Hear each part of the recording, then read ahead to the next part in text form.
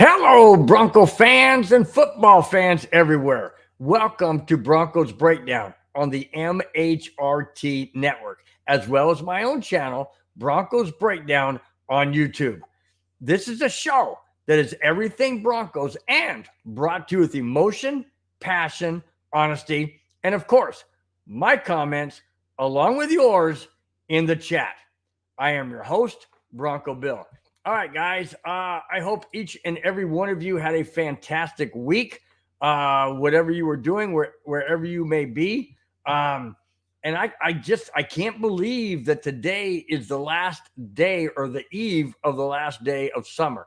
I don't know about you guys, but here in Southern California, summer just went way too fast. We had winter from basically November to early June, and then summer was we were really hot for a while. I mean, a couple weeks we were at like 103 to 111, but now we're down into this low 70s. It even rained today for about 20 minutes, which is crazy.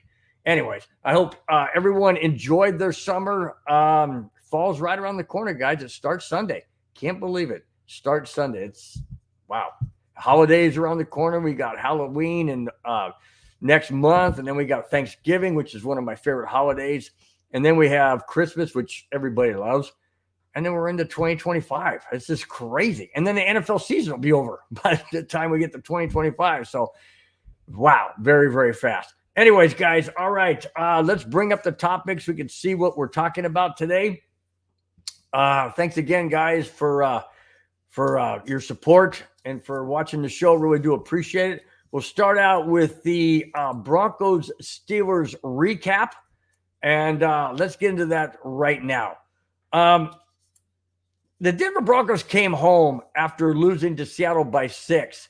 And in a game which, they weren't really out of it in Seattle. They had a chance to win it, but not really. I mean, they lost the game 26 to 20. Then they come home and I'm thinking, okay, got Denver winning this game. Bo Nix is going to be home. The crowd's going to be behind him. Except there was a lot of Steeler fans there, a lot of terrible towels that I didn't want to see. And it never dissipated because Denver just couldn't get outside their own shadow. They lost the game 13-6, 2 measly field goals. And it really reminded me a lot of last year. It really did. Scoring only 6 points. Sure, the defense kept the Broncos in the game, but just like last year, we come up short. We just have no answer. Just no way to get a touchdown. No way to, do what we're supposed to do to win the game. Drop passes, interceptions. I'll get to that too. Interceptions, just bad play calling by Sean Payton. I'm not really sure that it was all Russell Wilson last year, because we're seeing a lot of the same mistakes this year. I know Bo Nix is a rookie, and I know, guys, you're going to keep saying that all year, and I get it. But when everybody says he's NFL ready, that tells me he should be better than he is. Does that fall on Sean Payton for play calling? We'll get into that too. Sean Payton takes some blame. So there's a lot of finger pointing going around in the Broncos Broncos locker rooms, Broncos coaching staff. A lot of them going around. A lot of pointing fingers. Well, this guy's not blocking. That guy's not catching passes. He's not running the route correctly. Bo Nix is throwing it into double covers, triple covers. Yes, those are all huge mistakes. Are they fixable? Sure. In time, preparation, learning the game and the speed and all that. But Cortland Sutton shouldn't be running different routes or wrong routes. Or, Greg Olsen should be able to catch those passes as a tight end. I mean, they're just mental mistakes. I don't know what it is. I don't know if it's coaching. I really don't know what it is. But what bothers me is it looks a lot like last year. And everybody was pointing fingers at Russell Wilson. And now Russell Wilson, to a certain degree, got a last laugh when the Broncos lost the team he's on, even though he didn't play, and I'll get into that too. But 13-6, yeah, there was a lot of things that went wrong. Bo Nix throws 2 interceptions again. 2 games, 4 interceptions. That's even worse than a rookie. Most rookies don't do that. The last I remember, of course, Broncos haven't had a rookie on their team starting in a long time, but still, I don't recall 4 interceptions in the first 2 games of a season. And the Broncos, Seattle was beatable. We should have beaten them. Sure, I give it to Seattle because they were home. The crowd is hostile. It's a rookie quarterback. I get that. So I'm not too hard on that one. But Denver losing at home to Pittsburgh, Justin Fields was running ramshot around the Broncos. He was running crazy around him, getting first downs with his legs and all that. Just, I hated seeing it. I hated seeing it. The Broncos just could not seem to stop them. They couldn't stop the running back. It was crazy. Granted, they only got 13 points, but you only have to win by 1, and they won by 7. So, Broncos are 0-2. Broncos are 0-2. And heading, if you look at the bottom left of the screen, it says Game 3 at Tampa Bay. I'll talk about that the very last segment of the show. But I'm telling you what, guys, this doesn't look good. I had the Broncos going 9-8. I had them winning last week. That didn't happen. Wait to hear what I have to say about the matchup in Game 3. All right, let's get to the chat real quick before I get to the second topic. Kamani Dixon is batting leadoff, says Uncle Bill. I say, what's up, cousin Kamani? What's happening, man? My friend, what's happening? Madungus comes in, batting second, says, hey, just a reminder, Bo Nix is a rookie. I know he's a rookie. I know that. But 4 interceptions, 2 of them in the red zone when you're supposed to score? Come on, man, throw the ball away. Do something different. Live to get points, even if it's a field goal. Don't make stupid mistakes. I know you're a rookie, but everybody touted you as being NFL ready. I don't see it. Sorry, just don't see it. D-Rock, what is up? Batting third. D-Rock says, Big Bill. I said, what's up, Big D-Rock? What's happening, man? Rudy, my brother-in-law from Vegas, says, hello, Bronco Bill. Rudy is in the house. Yes, you are, my friend. You are in the house. All right. Let's go to the second topic. And this talks a little bit about the Denver woes on offense. All right, here we go. Okay, this is Broncos offense drastically needs improvement. You think? No kidding. No kidding. Here we go. Denver's offense in the Pittsburgh Steelers game last Sunday was very much like last season. And I'm not talking about, Bo Nix compared to Russell Wilson. I'm talking about the performance, the lack of touchdowns, the opportunities that are there that we don't take advantage of. That's what I'm talking about. All right, let me continue. Trailing 2-0, the Broncos were on the doorstep of making the score 10-7. However, Bo Nix threw an interception in the end zone.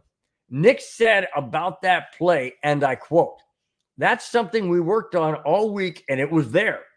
It's stuff like that you have to get points. You can't turn the ball over like I did. I just have to go out there and execute better. No kidding. No kidding. But use this, the God-given brain you have. Use it. Don't throw into an area. And I know I saw the defender come across late. So he basically baited Bo Nix into that throw, which is what a veteran player does. And I understand Bo Nix being a rookie makes those mistakes. That's true. But you have to be a little bit smarter. You have to kind of see the whole field. And I know it's difficult being a rookie. Not that I've ever been one.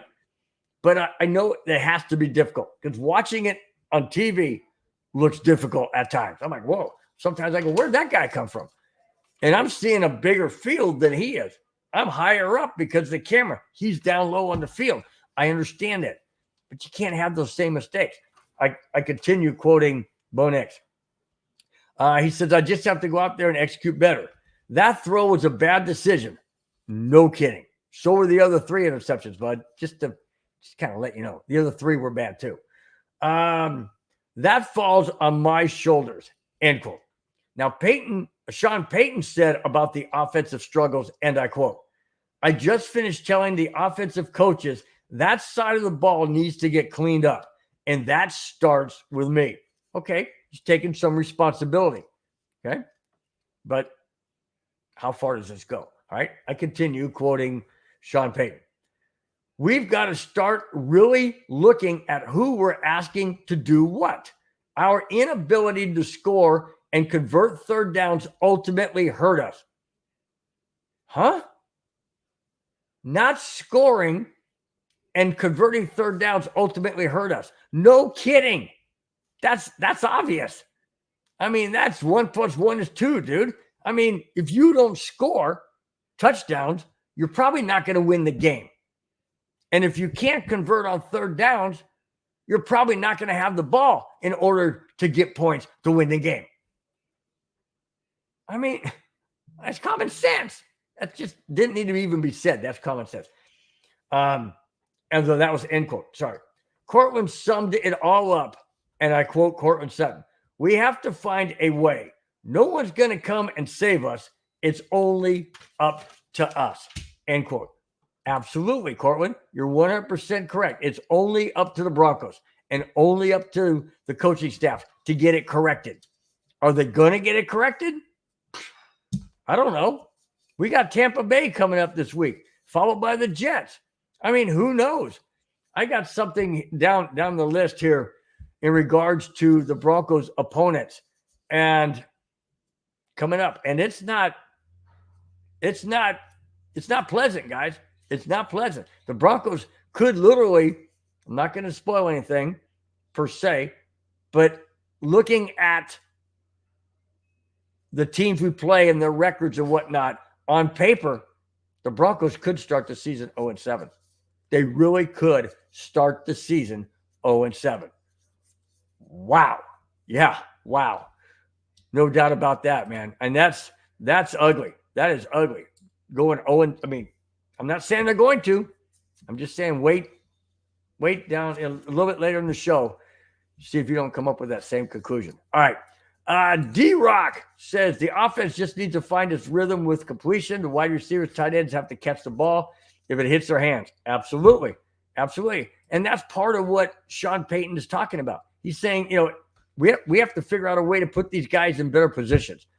We have to figure out, are we getting the best out of these guys? And excuse me. And that's coming up here in a couple more segments where it says Payton to blame. That's all coming up. So yeah, great point. I mean, you got to catch the ball. It's being thrown to you. Got to catch it. Clayton Huron says, hey, guys, just say, hey, what's up, Clayton? Nice to have you, man. He says, smash that like button and share, guys. Absolutely. Please hit the thumbs up. That lets everyone know that you appreciate the show, the content. Maybe not so much this guy, but hey, thanks anyways. Hit the thumbs up, hit the subscribe button. Really do appreciate each one of those. Costs you nothing. Thanks, guys. Kamani says, hey, fellas. Absolutely, man. Love it, man. Clayton says, man, great way to top off our Friday. Thanks again, man. Clayton, thanks so much, man. Really do appreciate those comments and the compliments. Really do appreciate it. Thanks so much. Let's see. D-Rock says, Knicks has our only TD going into week 3. We got a touchdown. Yeah, you're right. We got a touchdown against Seattle. Yep, you're right. The only touchdown going into week 3. That is sad, dude. That is sad. Yeah, because the first game we got, it was the NFL's first 1, 2, 3. 1 touchdown, 2 safeties, and 3 field goals. That's right. And no touchdowns in game 2. Wow. That does not bode well. That does not bode well, guys. I hate to say it, but Wow. That was a wake-up call, D-Rock. That was an absolute wake-up call. Wow. Rudy Torres, my brother-in-law in Vegas, says, wow, that is ugly. Yeah, no doubt. No doubt. Clayton says, no panic, guys. A ton of people we have the talent and the coaching staff. Remember, guys, rookie quarterback, it will take some time. Growing pains are happening, but that's okay. He's getting better each game.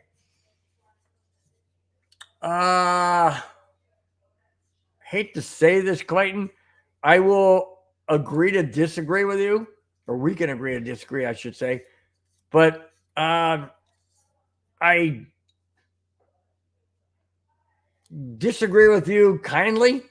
The fact that you say he's gotten better each game. He threw 2 interceptions against Seattle, one into double coverage, one into triple coverage, one in the red zone.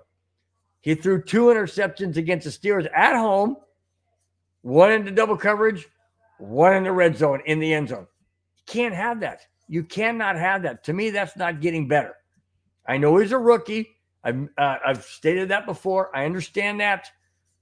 But when all the NFL gurus say he's the most qualified NFL ready, and he comes out and does this in the first 2 games, I lose a lot of confidence. I really do lose a lot of confidence. I'm hopeful he gets better. I'm hopeful he's the answer in years to come. But out of the gate, I mean, we look like last year. I'm sorry. We look like last year. Although last year we started out 1-1. This year we start out 0-2. Just saying, guys. Just saying. Okay? I mean, it's just my thoughts, my opinion. You guys have yours, and I welcome them. Positive, negative, indifferent. You can shoot barbs at me. It's all good. I can take it. It's just, I just see a lot of last year in this year, and I'm hard pressed to think that we're even going to win 5 games at this pace. I really am hard pressed to think we're going to win 5. All right. Kamai Dixon says, y'all not going to like this, but if I was coaching the Broncos, my starts would playing the whole last preseason. I agree. Kamani. If they would have played the entire last preseason, they would have had a little bit more chemistry. I totally understand. I get that. And that's what they should do. But they don't do it because they don't want anybody to get hurt, and they want to be able to round out who they're going to keep, who they're going to cut. That's the game, the bubble game. If you guys remember Terrell Davis in Japan all those years ago against the 49ers, it was the 3rd game of the preseason. And Terrell Davis came out there, and I know we played 4 back then, but I believe it was the 3rd game or the 4th game. I'm not quite sure. But it was late in the preseason, and Terrell Davis made that incredible hit on that punt returner or kickoff return. I think it was punt returner. And he just laid him out. And Terrell Davis went on to be greatness on the Broncos in NFL and in the Hall of Fame. So I understand why they don't play the starters, Kamani, because gems can come out of the last games of the preseason. So that's probably why they do it. But yeah, I think you're right. Had they played the last preseason game, that cohesiveness, those spokes that come together in a wheel and whatnot, I think that would have boded big time dividends. But they just don't do it, man. They just don't do it.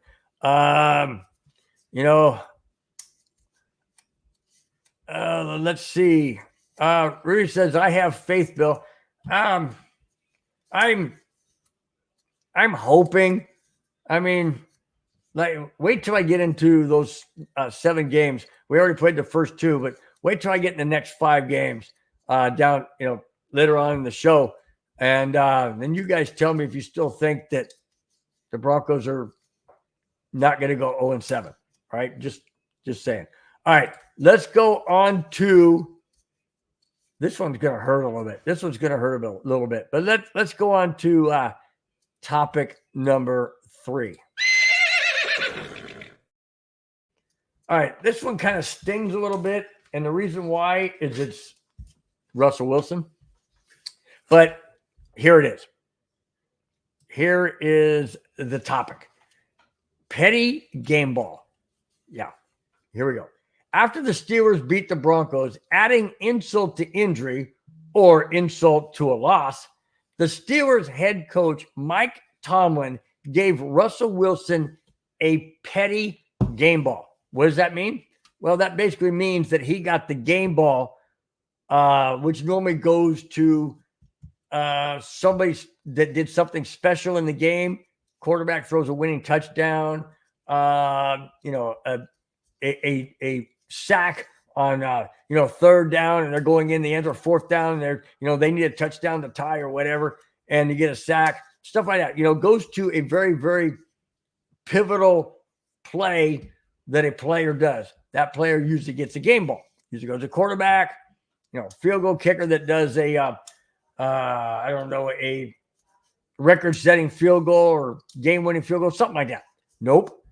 This one goes to Russell Wilson. He didn't even play in the game. But because the Broncos got rid of Russell Wilson, he goes to Steelers. All that's let me continue. Justin Fields had this to say about the game ball going to Russell Wilson, and I quote, "I think we all know Russ got kind of did dirty last year. So I know he wished he could have played in this game. But it's awesome getting a win for him. He got a petty game ball and deserves it." End quote. Wow.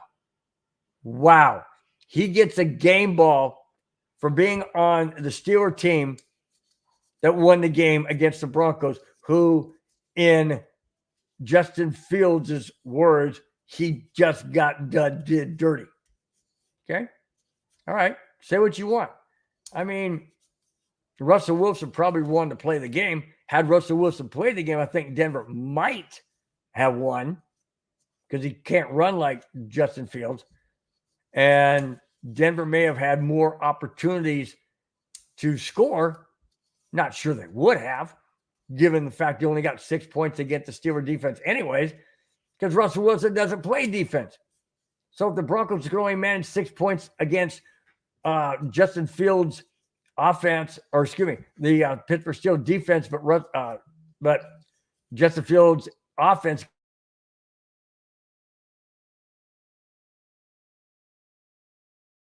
they only got 6 points against the defense. So I doubt they would have won the game, even if Russell Wilson was starting. It's pretty bad. All right. Back to the chat. Kamani said, "Now that's low down. Wow. I hope we meet Pittsburgh in the playoffs." What a jab. Absolutely. That's what I'm saying. It was a slap in the face. It was Mike Tomlin saying, "Okay, hey, we're going to give you this game ball because, we beat the team that treated you dirty, so to speak. And, we want you to have this as a memento." It is. It's dirty. It's a slap in the face. And it's typical, in my opinion, it's typical Steelers. I've never liked the Steelers. Can't stand the Steelers. I've never been to Pennsylvania. I've never been to Pittsburgh, obviously. I don't care to. Doesn't matter to me to be there. I've had my niece has gone to Philadelphia. She says it's beautiful. The history and all of that. My mom, when she was alive, she went to Gettysburg, a couple of times, and she just, history just written all over it. Obviously, that's all well and good. That's Philadelphia. That's not Pittsburgh. I don't have any desire to go to Pittsburgh. Okay, but yeah, they that was a cheap shot. That was absolutely a cheap shot. Carl Felker, thank you so much for being in the chat. And your comment says Broncos paid for him to be there and get that ball. Well, and absolutely, you're 100% correct. They basically paid his salary to be in Pittsburgh. Okay, so in that realm, yeah. Basically, what you're saying is that the Broncos brass got what they deserve, a slap in the face. Okay, yeah, I mean, hey, it's very true. Very true. Just kind of stings a bit. Just, kind of stings. You're kind of like, wow, that didn't feel too good. No, I didn't. Yeah, it was a sting. Kamai says, I never knew Mike Tomlin was petty like that, and I lost respect for him. Yeah, true. True. I understand, like what Carl Felker was saying. I understand, that, I mean, the Broncos basically paid for him to leave, goes to Pittsburgh, doesn't play in the game, gets a petty game ball. All right, so be it. I mean, you guys want to be that low and stoop to that low. All right. Like I said before, typical Steelers. Doesn't surprise me. Just typical Steelers. All right. Let's move on to the next topic, which is Peyton to blame. And here we go.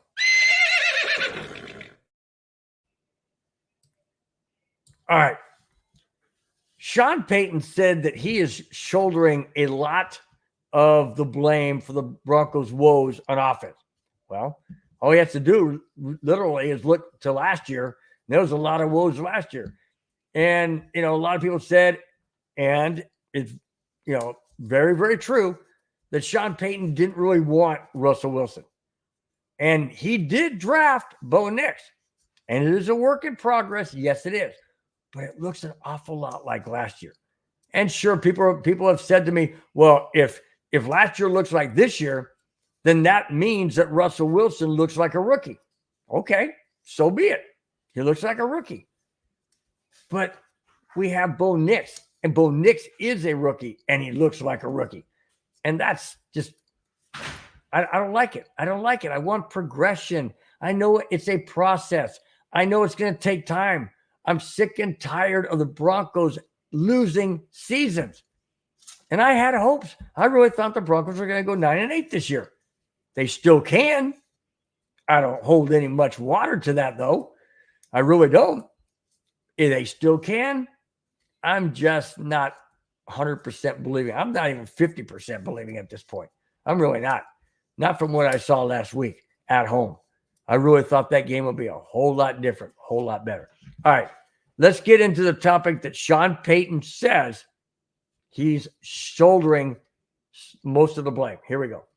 Denver Broncos head coach Sean Payton has said there are many dirty hands on plays, games, and seasons that don't go well. Dirty hands meaning didn't do this right, didn't do that right, penalties perhaps, just missed routes, missed throws, not covering a defender, all those kind of things, okay? So let me continue. Payton had said this after the Broncos lost last Sunday, and I quote, "We have to really take a long look at the personnel. Are we putting our guys in the best position? We're rotating a lot of personnel groups in and out, and I don't know if that's helping us, honestly." Wow.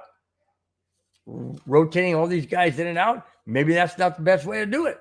You're getting different groups, different players, different positions. I'm still quoting Sean Payton. I continue. "We just need to evaluate that closely." End quote. Denver is 0-2. They've scored just 26 points in 2 games, and Bo Nix has thrown 2 red zone interceptions compared to just 1 red zone touchdown. And that was the touchdown Bo Nix ran in against Seattle. That's it, guys. 26 total points in 2 games. That's 13 a game. That sounds a lot like last year. 13 average points a game. 2 red zone interceptions. Only 1 touchdown in those 2 games. Yeah. Well, 1 red zone touchdown, I should say. We did, 1 red zone touchdown. Yeah, in 2 games, just 1 touchdown. Yeah. Wow. An awful lot like last year. And I know that people don't want me to say it. I know, I hear it. I hear it on my text. I hear it on phone calls. I hear it from Madungus Creevy. I hear it saying, it doesn't look like last year. Yes, it does. The points and the stats don't lie, guys. They don't lie. It looks tremendously like last year. Is that right? Yeah, anyways, I'm all wound up. It does look like last year.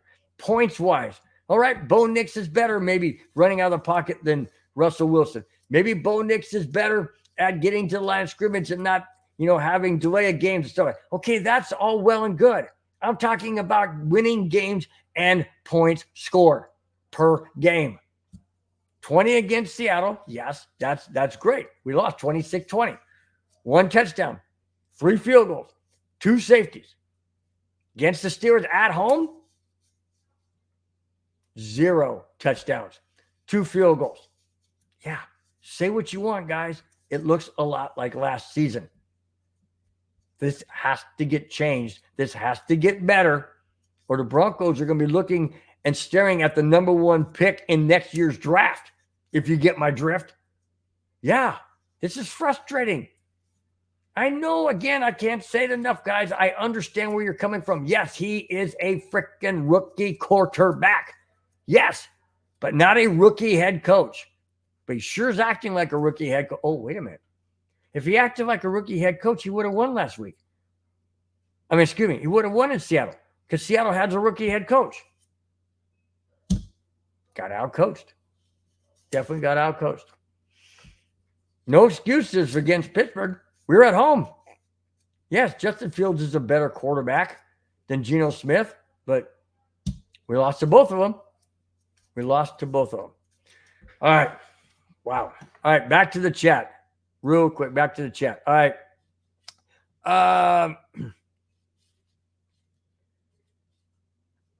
Okay. D-Rock says, since Nix is our best rusher, so should Sean Payton scheme up quarterback runs for Nix? Ooh, oh, God.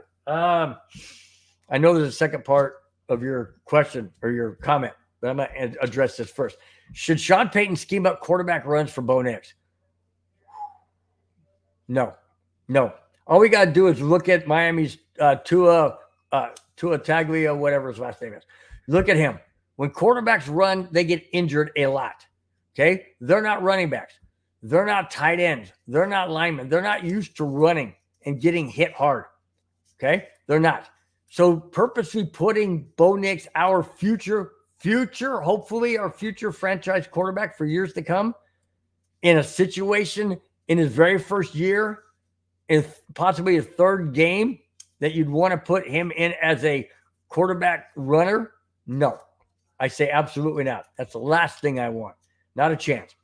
With concussions running rampant in the NFL now, head trauma, concussions like a Tua, he's out now for who knows how long, maybe indefinitely. He's had many concussions. You look at Michael Vick of Atlanta. He was a running quarterback that didn't bode well. Russell Wilson ran for pretty much his entire career. He's not that good anymore. Running quarterbacks, I just don't think that's for longevity. I just don't see it. So my answer to you, D-Rock, is no. I don't want to see Sean Payton putting a scheme in for Bo Nix to be a quarterback runner. However, if he needs to run and get out of the pocket, yeah, but then slide or get out of bounds or quarterback sneak, possibly on the goal line, 1 yard line, half yard line, that kind of. But even then, I don't like it because you're ducking your head to try and get in the end zone or across the first down line or whatever, and you're putting yourself in harm's way. I don't like it. I don't like it one bit. To go on to the second part of your comment, you say probably they'll load the box and he'll get lit up. He'll get lit and, they'll probably load up the box and he can let it rip down the middle. That's a possibility, fake a run, quarterback run. Okay, that's a possibility, but I still don't like it. I still don't want him to take, any of those quarterback runs. It's just not something I want to see him do. Okay, Kamani says Sean Payton. What else can you say about the man with the ego? Well, very true. Very true. Yeah. Like I said before in some of my previous shows, he's got an ego and it's his way or no way. And I don't like that kind of attitude. I don't like that attitude. I really don't. Okay. Carl Faulkner said division games will tell a lot more about the future of the team. Very true. And we've got some tough division. I mean, obviously, we got tough divisional opponents. We got Vegas, we got LA Chargers, and then we have Kansas City Chiefs. I mean, none of them are pushovers, really. Kansas City's 2-0, Chargers are 2-0, and Raiders are 1-1. I mean, there's only one loss amongst 5 wins. So they're 5-1. Denver's 0-2. It's gonna be tough, man. It's gonna be tough. This is gonna be a hard season to swallow, man. Really hard season to swallow. Let's see. Kamani says there's still hope for the Broncos. Sure, there is. Absolutely. I'm not saying the season's washed up. I'm not. What I am saying is it doesn't look a whole lot different than last year. And last year we were 8-9. So it doesn't look a whole lot better.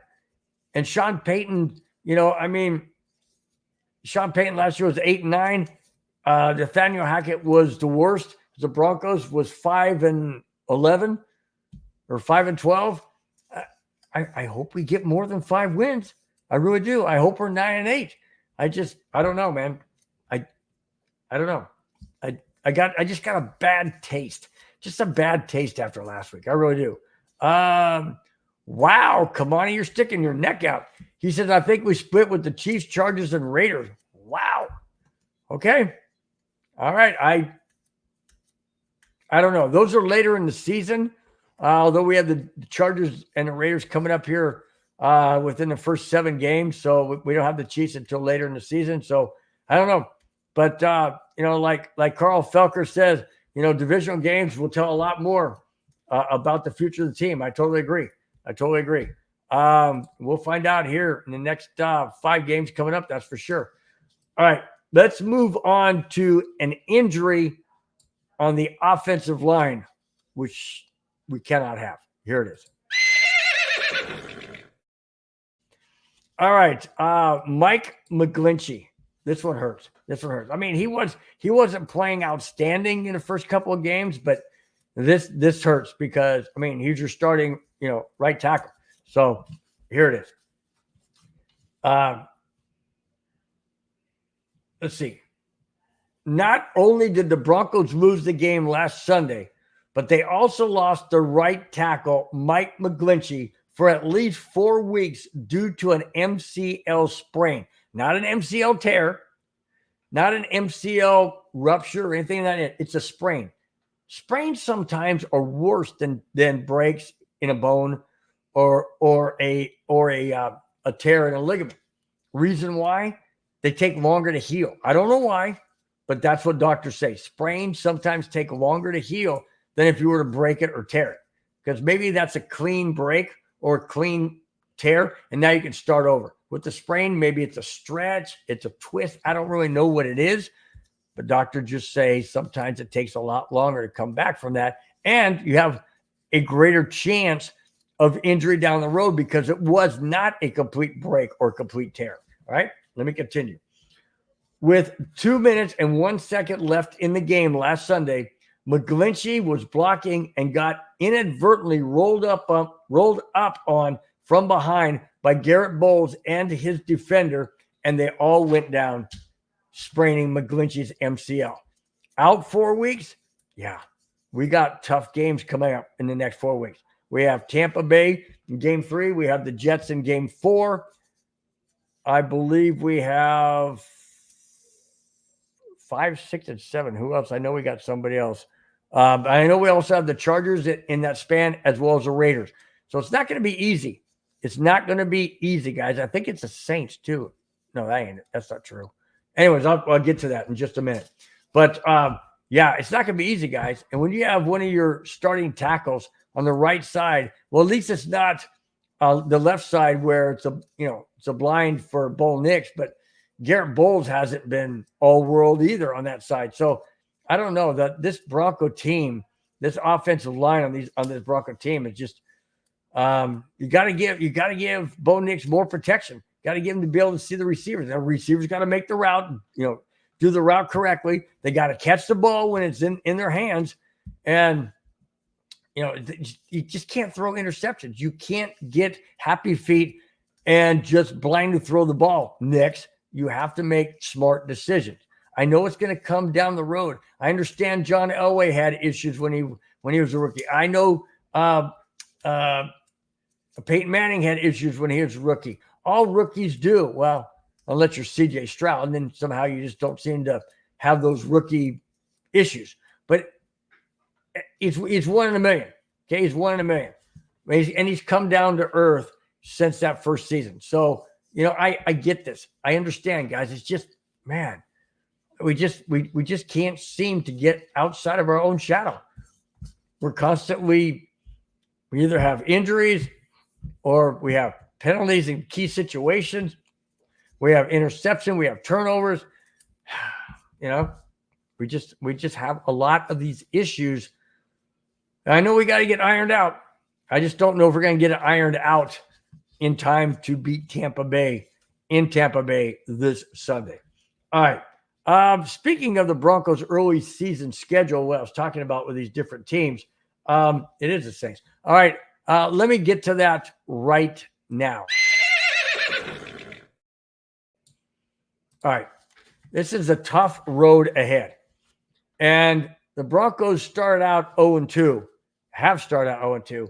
And the two teams that they lost to are currently 2-0.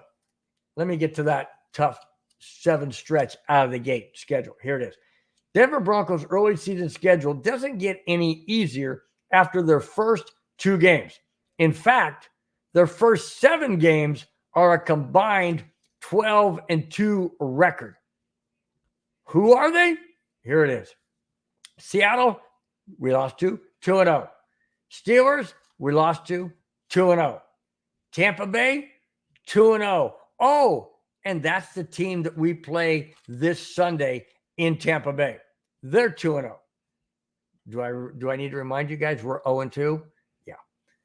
Then we play the New York Jets. They're 1-1. Then we have the Las Vegas Raiders. They're 1-1. Then we have the Chargers. They're 2-0.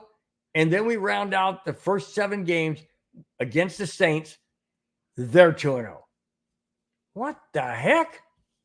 Seattle, Pittsburgh, Chargers, Saints, all are 2-0. Oh, Tampa Bay, also 2-0. So 5 of the 7 teams that we're playing in the first 7 games of the season are 2-0. The other ones are the Jets 1-1 and the Raiders 1-1. Denver's 0-2. Do you think we have a chance, guys? Seriously? Seriously, I had the Broncos winning against Tampa Bay because I thought that after coming off the so-called win that didn't happen at home against the Steelers, we would have momentum to beat Tampa Bay in Florida. Now I don't think so. Now I'm kind of really leery about whether or not we can beat the Jets. We lost to the Jets last year, guys, without Aaron Rodgers, and we lost. Yeah, and we lost to the Raiders last year. Yes, we did, guys. We lost to the Raiders last year. Yes, we beat the Chargers. We went 1-1 against the Chargers, but they're 2-0 now, and they have a much better head coach in Harbaugh, and they're playing well. And then we got the upstarts, the Saints. They're 2-0. I'm not too sure, guys, that we're going to win any of these games. Any of these games. If I have to pick and choose right now, I say, okay, we beat the Jets. That's only one. And I'm not too sure we beat the Jets. I think the game is in New York. In fact, I know it's in New York. We got back-to-back East Coast games. Tampa Bay this Sunday and the Jets following week. Both East Coast games. Both morning games. Okay? Morning games, Denver time. And then we got the Chargers that are 2-0.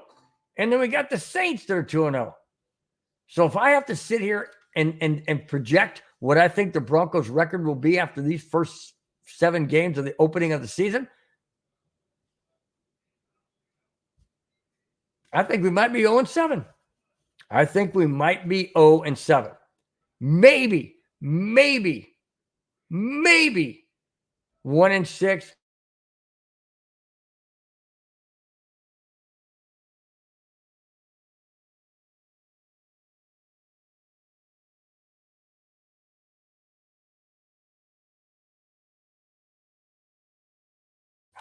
There we go. I don't know. I hate that, man. I don't know why it clicks off.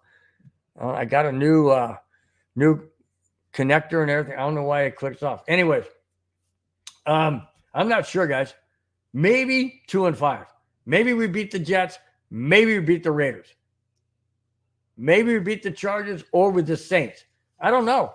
But at this point in time, I'm not sure. I'm not sure we're going to be anything better than 0-7. Maybe 1-6. A long shot at 2-5. Those are alarming. Those are alarming stats right there, guys. Those are alarming stats for sure. And I thought for sure we'd be, well on our way to making the playoffs or at least having a winning record. I just don't know now, man. I really, really just don't know at this point in time. I really don't. All right, we're going to go to the next topic. I'm going to set up a thing real quick here on my phone, and I want to bring up. All right, and this, let's get to that. Before we get there, let's hit the comments real quick. Graham is in the chat. Thanks so much, Graham, for being in the chat. Really do appreciate it. He says he thinks Aaron Rodgers is going to light us up. You know what? I wouldn't doubt it, Graham. I would not doubt it. I would not doubt it for one moment. You know for a fact, everybody out there has to know this. Nathaniel Hackett has his guy in New York in Aaron Rodgers. He wanted Aaron Rodgers in Denver. That didn't work out. Now he's got him in New York. You don't think he wants revenge on the Broncos? You don't think for one moment he doesn't want revenge? Of course he does. Just like Russell Wilson did last week. He didn't play, but he still wanted revenge. All these guys, all these former coaches, all these former Bronco players are going to want revenge. We got a lot of guys that we're going to be seeing on these upcoming games these teams that we're going to be facing. Okay. Tampa Bay. I forget who's on Tampa Bay. Did any of our former Broncos go to Tampa Bay? I can't remember. But Nathaniel Hackett is just chomping at the bit to, come back to Denver. I think that's in New York. But anyways, to play the Broncos and get the win, you don't think for one moment he doesn't want that with Aaron Rodgers? Yeah. I think, Graham, you nailed it, man. I think Rodgers is going to light us up. I hate to say it, but I don't like to think it, but I think you're right. Oh yeah, there it is. Carl Felker, Derek Carr and the Saints. Yeah, Derek Carr's blowing it up too, man. Guy's just doing great. It's crazy. Graham says, talking about Shaquille Barrett. Yeah, Shaquille Barrett. Yeah, he retired. So he's not on Tampa Bay anymore. But yeah, otherwise, yeah, you're right. He would have been former Bronco. All right, let's go to the next topic, and that is the Hall of Fame nominees for 2025. I want to get your guys' take on some of these players, all right, that the Broncos, have nominated. So let's get right to that. Here we go. All right. It is a nomination, former Broncos for the Hall of Fame. Here we go. With the NFL season just underway, early talk about next season's Hall of Fame selections are 8 Bronco players have been nominated, along with some others, but these are the top 8 that have been nominated, okay? Here they are. See if you guys agree with them. Demaryius Thomas, Aqib Talib, Rod Smith, Tom Nalen, Brandon Marshall, the linebacker, wide receiver, Brandon Marshall, Neil Smith, Mark Schlereth, and Jason Elam. All right. Now, in regards to, let me break these all down. Let me go individual, okay? Demaryius Thomas, does he deserve to be in the Hall of Fame? You know what? I don't think so first ballot. No, I don't think first ballot. Did Demaryius Thomas do great things in Denver? Yes. In the short years that he was there, end his short-lived life? Yes, he did. He caught that touchdown pass in overtime against the Pittsburgh Steelers with Tim Tebow throwing that pass, very first play of overtime in the new NFL rules of scoring a touchdown on the very first possession wins the game. Yes, he was phenomenal. He was a great receiver. Peyton Manning days. He won a Super Bowl. Yes. Do I think he's a first ballot Hall of Fame? That's debatable. But me personally, I I don't agree. No, not first ballot. All right. Let me go on. Aqib Talib, again, not sure if he's first ballot Hall of Fame. I don't agree. I don't say first ballot. No. Rod Smith, absolutely. Rod Smith totally deserves to be in the Hall of Fame. No doubt about it. Undrafted rookie comes in and just lights up the NFL. Caught John Elway's very first touchdown pass in the NFL against the Washington Redskins. I mean Commanders, but they were Redskins back then. Very first time that won the game. Yeah, Rod Smith, very instrumental in the Broncos going to the Super Bowl, winning the Super Bowls. That big long touchdown catch against Atlanta in Super Bowl 33. Yeah, Rod Smith definitely deserves to be in the Hall of Fame. First ballot, no doubt about it. Tom Nalen, the center for the Broncos. Yeah, he was definitely a fantastic center. Or was he a left guard? Thought he was center. Yeah, Tom Nalen. I'm pretty sure he's center. Anyways, I think he deserves a Hall of Fame. First ballot. I can see some first ballot votes. Absolutely. Brandon Marshall, wide receiver. No, not first ballot. I don't put him first ballot at all. Not at all. Neil Smith left Kansas City, did fantastic things in Kansas City. Came over to Denver, wanted to win a Super Bowl. He didn't win just one, he won two. Back-to-back 32-33, very instrumental in the Broncos winning those Super Bowls. First ballot Hall of Fame, I guess if you go back and look at his Kansas City, what he did in his Kansas City days in his career, there could be some votes for first ballot. Me personally, I say no, not on first ballot. Mark Schwereth, very, very solid lineman, absolutely solid offensive lineman. First ballot Hall of Fame, back-to-back Super Bowl 32-33 champions. Mark Schwereth, I can see a lot of votes for him, first ballot. So I could say, yes, I could see some votes. Do I say it's a slam dunk first ballot? No, I don't say it's slam dunk, but I could see he would get some votes, yes. And Jason Elam rounds out the 8. Jason Elam, yes, I see first ballot Hall of Fame. He set the NFL record for the longest field goal in NFL history, or tied it. Modern day, it held for a very long time. I say, yeah, Jason Elam definitely should be a first ballot Hall of Fame. Yeah, no doubt about it. Now, here's some other Bronco players that are nominated, not in the top 8, but they're also nominated. I want to see if you guys agree with any of these guys should be in the Hall of Fame this coming 2025. Here it is. Clinton Portis, running back.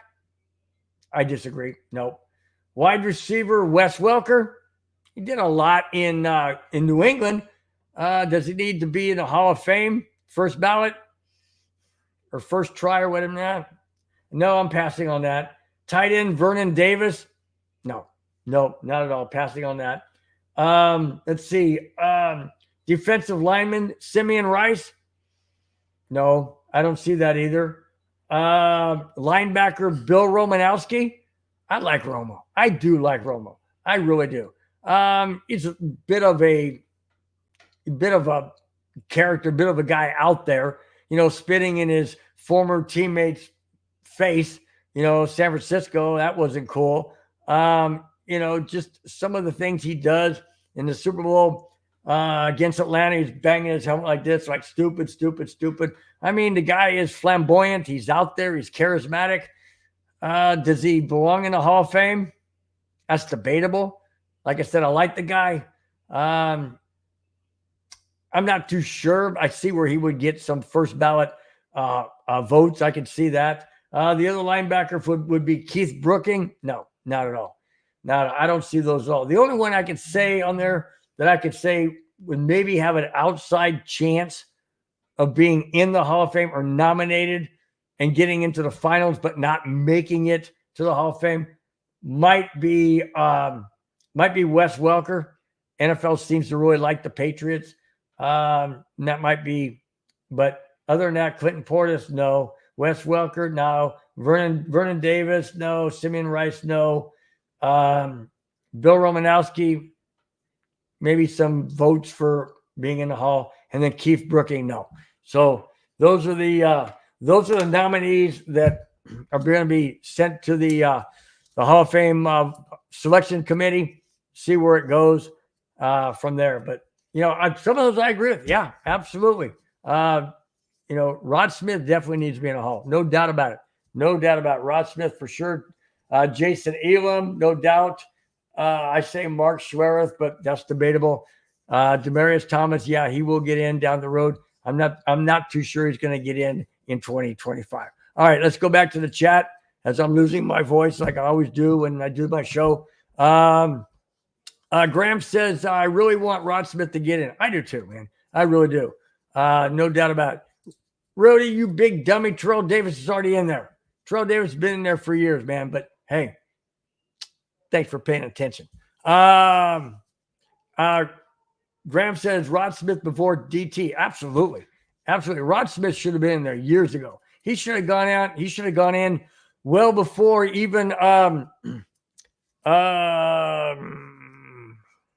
the other wide receiver? Who's the wide receiver got in there now? Holy cow. Can't think of his name. Just escapes me. But anyways, yeah, Rod Smith should have been there, or Steve Atwater. Steve Atwater with defense, yeah, definitely should be in there. But yeah, no doubt about it, man. Rod Smith should have been there a long time ago. Oh, I was thinking of Shannon Sharp. Rod Smith should have been in there with Shannon Sharp, or even before Shannon Sharp. I don't get it. I don't know what it is. Why Rod Smith is getting so snubbed. I really don't. I mean, basically a walk-on, undrafted free agent. And he should be in the Hall of Fame for all of everything he's done, Let's see. Graham said, I thought first ballot meant they got in first year of eligibility. Yeah, that is true. That is what first ballot, but they have to be on the ballot in the finals. I think that's what it is. They have to be, they have to be in the finals or on the ballot or semifinals, or whatever it is that it is right before they get in. That's the first ballot. What I meant by first ballot was, I know some of these guys have had opportunities down the road and whatnot. I just look at it and say, do they deserve to be in this coming year? I don't know. I mean, to me, that's what I call first ballot because that's just me. But you are correct though, Graham. It is according to their first year of eligibility. You are 100% correct. I stand corrected, and thank you very much for pointing that out. I really appreciate it. No, I'm serious. I appreciate it. I like it when I'm getting corrected because that's what I pride my show on is honesty and being forthright, being correct. All right. Let me take a drink of water real quick before I move on to the next topic. Holy smokes. All right. Thanks, guys, for bearing with me. I really do appreciate it. All right. We're going to get into it's not on there because Jackass of the Week can be put in anytime I want. I decided to do it right before the Broncos matchup. So I'm going to gray out the entire list because it's not on there. But we are now going to the first of 2 Jackass of the Week. Here we go. You suck, you jackass. All right, here it is. This Jackass of the Week goes to the very first ever fans of an NFL team. That's right, guys. Fans can also be on my Jackass of the Week for doing jackass, stupid things. Was this stupid or was this borderline criminal? You guys make the choice. Here it is. Detroit Lions head coach Dan Campbell and his family were forced, that's right, guys, forced to sell their house following security concerns when their address leaked online. Uh-oh. That's not good. That's not good. Never want that. Let me continue. Campbell's family of 4 had been the victim of doxing. Now, I really don't know what doxing is, but here we go. It's called a leaking personal information to the public. The leak led to multiple instances of harassment by fans after tough Lions losses. This is totally uncalled for, guys. Totally 100% uncalled for. You cannot do this. That's a threat. Those are threats. You're causing harassment and harm to a coach or a family. It doesn't matter whether it's a coach or not. It could just be any Tom, Dick, or Harry. You don't do this. This is threatening. This is wrong. Okay? He's a head coach. He's doing a job. Okay? We as fans, I'm not a fan of the Lions. I'm saying we, Broncos country, we don't do this. Nobody should do this. When your team is losing, first off, do you have any control as to what your team does on and off the field? Do you personally out there have any control? No, you do not. None. Okay? So quit acting like children. Quit acting childish. Quit pouting. Quit sitting there and trying to take control and threaten a head coach and his family to force them to sell their house because you want to do harassing calls or harassing issues because you're upset because your team lost a football game. Hey, get over it. It's not life and death, all right? I guarantee when those fans are on their deathbed, they're not going to be caring whether or not the Lions are winning a game or not. They're not. They're going to be caring about themselves. But right now, they're trying to do harm to a head coach of their so-called favorite team. Stupid. It's like when teams win Super Bowls or championships of any sort, and they go and burn their freaking city down. You talk about idiots. You talk about morons. You talk about jackasses of the week or the month or the year. Yeah. And that's what I'm placing these so-called Detroit Lions fans in that category. All right? I continue. Let me go on. According to Fox 2 Detroit, incidents included prank callers sending contractors to the Campbell's house for fake maintenance requests. How embarrassing is that? How, all of a sudden you get a knock on the doorbell. Hello, Mr. Campbell. We're here to fix your roof. My roof? What's wrong with my roof? Oh, we're here to fix your toilet. We're here to fix your plumbing issues. We're here to fix your electrical issues. We're here to install security. Whatever the maintenance thing was, it's wrong. It's inconvenience. It's just downright nasty. You're causing harm and undue stress or whatever on this family of a team and a head coach and a organization you say you're a fan of. You're not a fan. You're a thug. You're not a fan. You're an absolute anti-Lions fan because you don't do this. That's like having your child do something wrong that you don't like, and now you're going to cause them do harm. Why? What's that going to solve? Nothing. Yes, you can alter a person's life by forcing them to sell their house. But to me, you're not a fan. None whatsoever. Let me continue. When the Lions lost in last year's NFC Championship game, the harassment got even worse, leading the Campbell family to file a police report. What the heck happened? This is escalating way too far. Way too far. Let me continue. Campbell told Fox that the security concerns proved way too much, forcing the family to move to a more private home this past week. Wow. Totally uncalled for. Totally uncalled for. You have the right as a fan to cheer, and you have a right as a fan to boo. You do not have the right to do harassment, harm, suggestive calling for maintenance, and force these people to sell their home and move out of the area where maybe they loved it, maybe they're familiar, they said they love the house, they love the area, but I guarantee you they don't love the people. They don't love the people who's doing that to them. I guarantee it. And when you force somebody out like that, that is physical or emotional distress, it's emotional harassment, it's physical harassment, and it's totally uncalled for. I hope these people get caught. I hope they get punished. I hope they get put in jail. I hope they get fined.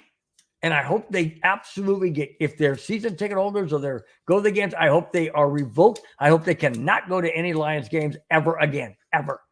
You don't do this. You don't. You have zero control over what the team does on the field, zero control as to what plays are called, and zero control as to whether they win the game or not. Be a fan for 3 hours of the freaking game and then take it like a man. Don't take it like a child and a baby and put a pacifier in your mouth or a thumb and sit in the corner and pout. Because if you call yourself a fan, you're a liar. You're not a fan. You're absolutely not a fan, because fans don't do that. Fans support, and fans are there thick and thin, but fans do not do what these Detroit fans did to Dan Campbell and his family, forcing them to sell their house and move to a more private, secure location, because fans are stupid. Excuse me. I apologize. So-called fans are stupid. Another reason I can't stand the Detroit Lions. Another reason why I can't stand Detroit, period. Sorry, guys. I didn't make this up. I'm just reading what happened. I'm just giving you my opinion. It's totally wrong. You don't do this. Plain and simple. All right. Before I get to the second jackass of the week, let's get to the chat again. Okay. Carl Felker says, got to have some balls to show up at that address. Yeah, you're true. You're very, very true. I don't know if you're talking about the maintenance people, something like that. Yeah. I mean, maintenance probably didn't have any idea. It was probably a phone call to the maintenance. Say, hey, go to this address. They need this and this and this. I mean, yeah, it's just crazy. Willie Snyder, what is up, my friend? What is up? Glad to have you in the chat. Says, hey, Bronco Bill, happy Friday. Happy Friday to you too, my friend. Thank you so much for dropping in and jumping in the chat. Really do appreciate it. D-Rock says the Lions got a few wins and made the playoffs, and now they're losing their minds. I see exactly. It's just crazy. I don't see. You don't do stuff like that. You just don't. I don't get it. I've never even thought in my wildest dreams, at all of those Bronco losses, including the 55-10 Super Bowl loss to the 49ers, did I ever think about, doing something stupid? Even calling up a talk show and just trashing the Broncos or saying, this, that. I didn't. No, you just don't do that. I didn't do it. I watched the entire game. I even watched the post game, the interviews that they had with the Broncos. I watched it. I'm a fan. I'm going to watch the entire thing. That's my team. If they're suffering through the loss, I'm suffering through the loss, because that's what fans do. I'm not going to just walk away saying, now, got to turn off at halftime. Can't stomach this. No. Hey, as you well know, Dungus Creevy and I were on the the Broncos neighborhood, for that entire Bronco loss to the Miami Dolphins last year by losing 70-20. Yeah. We were on there the whole time. We didn't mail it in. We didn't hang it up. You just don't do that. You don't do that. You don't turn your back. That's when they need you the most, is when they're down. You got to show up, man. You got to show support. Carl Felker says Travis Kelce had to move as well, but kind of different. I don't recall that. He did have to move? Really? Kind of enlighten me on that, Carl. Enlighten me on that. I missed that. Didn't see that, or don't remember that. Come on, he says the Detroit Lions fans, some of them need therapy. Yeah, I think a lot of them need therapy. It's just, I mean, I understand that, Detroit's on the outside looking in. They've never been to a Super Bowl, and they were that close last year, but it doesn't matter. It doesn't matter. You don't trash your team. You don't, and you definitely don't make threats to anybody, head coach or anybody. You just don't do it. You just don't flat out do it. All right, we're gonna go and do the second jackass of the week, and here that is. You suck, you jackass. All right, now talking about not doing things, what you're not supposed to do. This is not a fan. This is a player. Okay, and this is a player that did a suggestion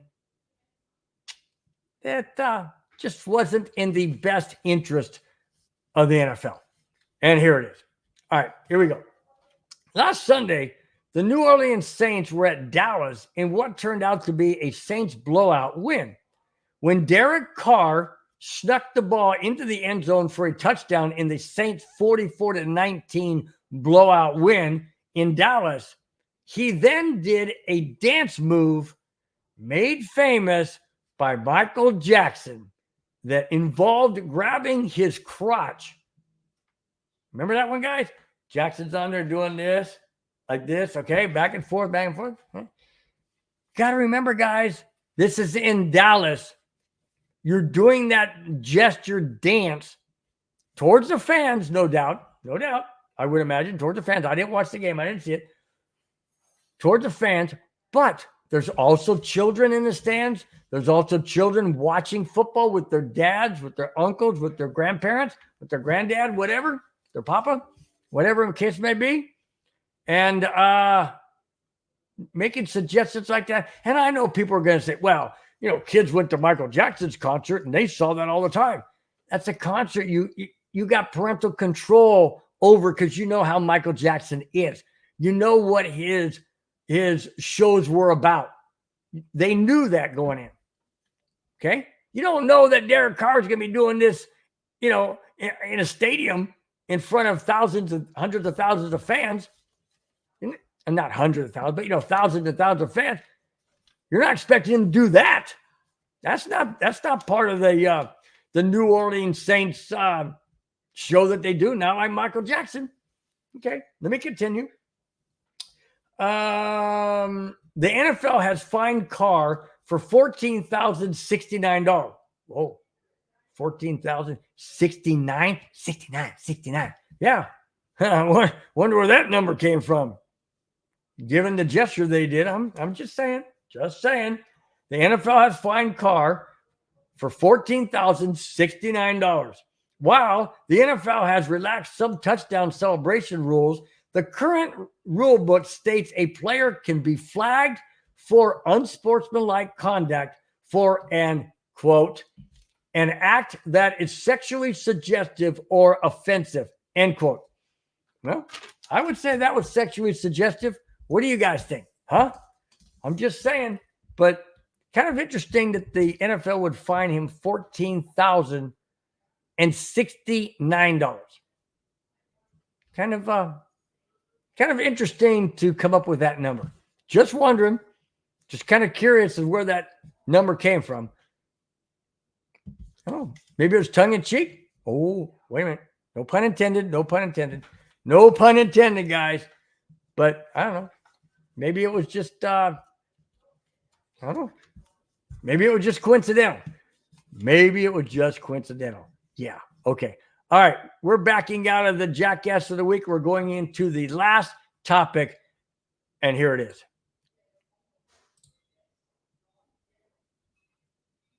Oh. Man, I'm still getting used to this. Still getting used to all these different buttons I got to push to make things work. But thanks, guys, for bearing with me. Really do appreciate it. All right, let's go back to the chat before we get into the last topic. And that is, let's see. Let's see. Carl Felker's talking about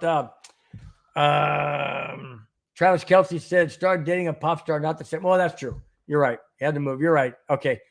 I don't know why it went right over my head, man. When you said you had to move out for a different reason, I was thinking it was about talking about Taylor Swift, but I thought I don't recall that. Yeah, you're right. Thanks, Carl. Really do appreciate it. Kamani Dixon says somebody needs to let Derek Carr know he's not Michael Jackson. That's true. That's true. I didn't see it. Maybe perhaps I should just so I kind of get an idea, but maybe not. Maybe not. Kamani calls me a freak. What do you call me a freak for, man? What do you? Some people think I am. Maybe I am. It's all good, man. Oh, for saying 69. You know why I did that? Because Madungus Creevy has that from in one of those little skip things I'm doing this. So I just thought since it said 69 miles, I'll just throw that in there. But yeah, I know. Little hey, just a little humor, man. A little humor.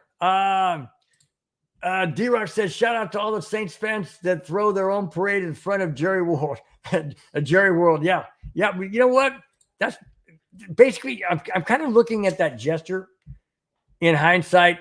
I kind of know where he was going with that. He was throwing basically the middle finger, so to speak, but doing it with the full on hand gesture. Anyways, I don't fault the NFL for finding him. I really don't. $14,069 is not that much money. It's a drop in a bucket for him. I don't know. Maybe it should have been harsher. I don't know. But in any case, they did fine him. But maybe Derek Carr had the last laugh because, like I said, $14,069 is not a whole lot of money. And he was able to get his point across. Again, no pun intended, but able to get his point across. All right. Let's see. Willie Snyder chimes in and says, I think the Broncos can get the running game going this week. I hope so. They got to get something going there, Willie. They got to get something going because they don't have anything going right now. They really don't. Scoring 6 points against the Steelers in a very winnable game, but very, very bad mistakes, throwing 2 more interceptions, just uncalled for. Not being able to run the game. I think they're averaging 2.5 a carry. That's not going to get it done. That's only 7.5 yards after third down. So it's just not going to get it done, dude. Just not going to get it done. So I don't know. Let me jump right into that topic, which is the last topic of the show. Guys, thanks so much for bearing with me. We're 1 hour and 18 minutes into the show. You guys have been phenomenal, like you always are each and every Friday. I really do appreciate it. Sometimes it's Saturday, it's supposed to be Friday, but really do appreciate each and every one of you guys being in the chat. And whether you're in the chat, you're just watching, you're just listening, doing whatever, thank you guys so very much for your support. It means a lot for hitting that thumbs up button, for hitting the subscribe button in the MHRT Network channel, as well as Broncos Breakdown on YouTube, my channel. Just look for right here. Just look for this symbol right here. And that is my channel. Really do appreciate it, guys. Hit the subscribe button and thumbs up. Greatly appreciate it. All right, guys. Very last topic of the show. And it is the matchup between the Broncos and the Tampa Bay Buccaneers this coming Sunday. Early game in Tampa Bay. It's going to be 10 o'clock on the West Coast where I am. 11 Mountain Time, 12 Central, and 1 o'clock Eastern Time. All right. So Denver goes into Tampa Bay. Tampa Bay's 2-0. Mentioned that earlier. Denver is 0-2. Can the Broncos win this game? I don't know. Gardner Minshew is lighting it up down there in Tampa. They're looking really solid. Otherwise, they wouldn't be 2-0. Can Denver somehow figure out a way to win in Florida and then, come home with a win before going back on the East Coast to the Jets the following week? Can the Broncos somehow right the ship and go 1-2, or are they going to fall to 0-3 and basically looking uphill out of an anthole that they can't seem to dig themselves out of? Because every time they dig, they fall further and further down. Which Broncos team are we going to see? The one that put up 20 points against Seattle that had a chance in that game, or the one that could only muster 2 field goals at home against Pittsburgh, and that didn't come until the fourth quarter? Which team are we going to see? Which Broncos team is going to show up? Are we going to see 2 more interceptions by Bo Nix? 1 more in the red zone, like we've had in each of the first 2 games? Or are we going to see, some offensive production? We're going to see some defensive turnovers? Are we going to see some offensive mixing up some play calls? Are we going to have some innovative play calling? Is Bo Nix going to be more productive in reading the defense and not throwing into harm's way? Is the running game going to get established finally? Is the offensive line going to produce holes that the Broncos can run through? I don't know. My answer to every single one of those questions is I don't think so. I hate to say it. I had the Broncos down as winning this game, like I mentioned earlier, after what I thought the Broncos would do at home against Denver and get a win there, and then go to Tampa Bay on that momentum of that win and get a win in Tampa Bay. Now I don't think so. Now I don't think so. Do I want us to win? Absolutely. Absolutely. Do I think we're going to win? No, I don't. Why? Because I haven't seen anything in the first 2 games that lends its head and lends my mind to think we are, or even lend my heart to think we are. I'm going to be optimistic. I'm going to be going into the game, doing the game with Madungus Creevy on Broncos Neighborhood this coming Sunday, 10 a.m. my time. I'm going to be in there cheering for the Broncos, wanting them to win. I just don't think they will, because I haven't seen any evidence that points in the direction that the Broncos can win. We can't seem to stop the run. We can't seem to stop certain passes like we did last week. Couldn't stop Justin Fields from running all over the freaking place. And we got stopped every time we turned into any play. A running play, nope, stopped. Wide receiver throw, drop pass. Another wide receiver throw, incomplete. Another pass to the wide receiver, intercepted. I just don't see it, guys. I don't see it. So my final score prediction is this: Tampa Bay 24, Denver 13. That's what I think, guys. Tampa Bay 24, Denver 13. And I'm even hard pressed to give the Broncos 13 because I don't know. We couldn't score a touchdown last week. We only scored 1 touchdown in the week against Seattle. Sure, it looks a lot better when you got 20 points. Why? You're like, man, Denver scored a couple touchdowns. No, we didn't. We scored 1 touchdown, 3 field goals, and 2 safeties. Crazy. Last week we'd only muster 2 field goals in the fourth quarter. I'm hard pressed to say the Broncos are going to get 13 points. But that's my prediction. Tampa Bay 24, Denver 13. Let me go to the chat real quick before we wrap this before we wrap up the show. So let me go right straight to the comments and let's see. Kamani says, we love you, Bill. You're our hero. Oh, thanks a lot, man. I appreciate that, Kamani. Really do appreciate that so much. Thanks for so much each and every week for you being in the chat. Really do appreciate it. Let's see.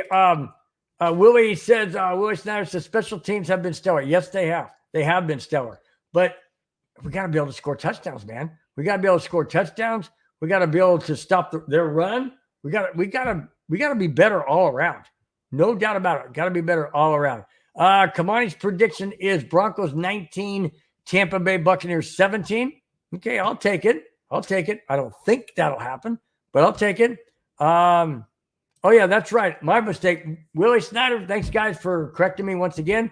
Willie says, I thought it was Baker Mayfield in Tampa Bay. It is. I said Gardner Minshew. My mistake. Thanks for correcting me, Willie. I really do appreciate it. It is Baker Mayfield. Baker Mayfield is the one lighting it up in Tampa Bay, not Gardner Minshew. Thanks a lot. Really do appreciate it. Thanks for the correction. Kamani says he thinks this is a breakout game. Boy, I sure hope you're right. Man, I sure hope you're right. I'll tell you what. I hope I'm wrong. I want to be wrong. I really do want to be wrong. Yeah, I just don't think so. I just don't think so.